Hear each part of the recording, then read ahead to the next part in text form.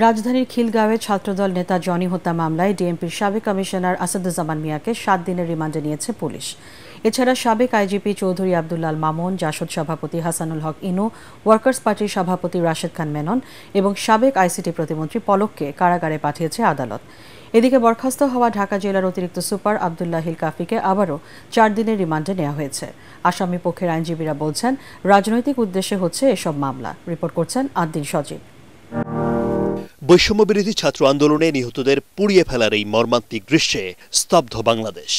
এই ঘটনায় করা হত্যা মামলায় ঢাকা জেলার অতিরিক্ত পুলিশ সুপার আবদুল্লাহিল কাফিকে গ্রেফতার দেখিয়ে রিমান্ড চায় পুলিশ। ৪ দিনের রিমান্ড মঞ্জুর করেন আদালত। এর আগে হাজারীবাগ থানার একটি মামলায় ৮ দিনের রিমান্ডে ছিলেন তিনি। এই আবদুল্লাহিল কাফি, যেখানে ভিডিও ফুটেজে স্পষ্ট দেখা যাচ্ছে যে এখনো যে মানুষটা মৃত্যুর শয্যায় ছিল তার এখনো একটু নড়াচড়া করছে, সেই মানুষটাকেও সে সুযোগ দেয়নি। নৃশংসভাবে হত্যাকাণ্ড চালিয়ে পেট্রোল দিয়ে তাদেরকে পুড়িয়ে দেওয়া হয়েছে।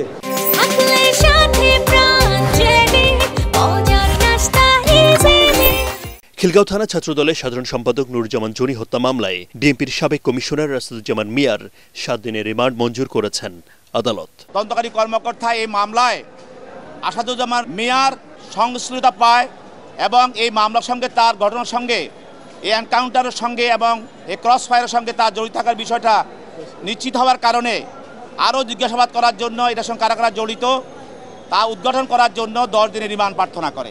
এই মামলা গত ১০ বছর পূর্বের ঘটনা দেখিয়ে আমাকে এই মামলায় গ্রেপ্তার করে ১০ দিন রিমান্ড চাওয়া হয়েছে, যা সম্পূর্ণ আইন পরিপন্থী, সংবিধান পরিপন্থী, মানবতা পরিপন্থী। এর আগে রিমান্ড শেষে সাবেক আইজিপি চৌধুরী আব্দুল আল মামুন, জাসদ সভাপতি ইনু, ওয়ার্কার্স পার্টির সভাপতি রাশেদ খান মেনন এবং সাবেক আইসিটি প্রতিমন্ত্রী পলককে আদালতে হাজির করা হয়। পরে কয়েকটি মামলায় গ্রেফতার দেখিয়ে তাদের কারাগারে পাঠানোর নির্দেশ দেন আদালত। যদি জামিন মুক্তি পায় তাহলে দেশে বিশৃঙ্খলা সৃষ্টি করবে, অশান্তি সৃষ্টি করবে, তাদের জামিন দরখাস্ত নামঞ্জুর করা হোক। বিজ্ঞ আদালত উভয় পক্ষের শুনানির পরে তাদের জামিন নামঞ্জুর করে জেল হাজতে প্রেরণ করে। ৯.৫ বছর আগে খিলগাঁও থানায় ছাত্রদল নেতা জনি হত্যার ঘটনায় গত ৩ সেপ্টেম্বর তার বাবা ইয়াকুব মামলা করেন। আদ্দিন সজীব, এটিএন বাংলা, ঢাকা।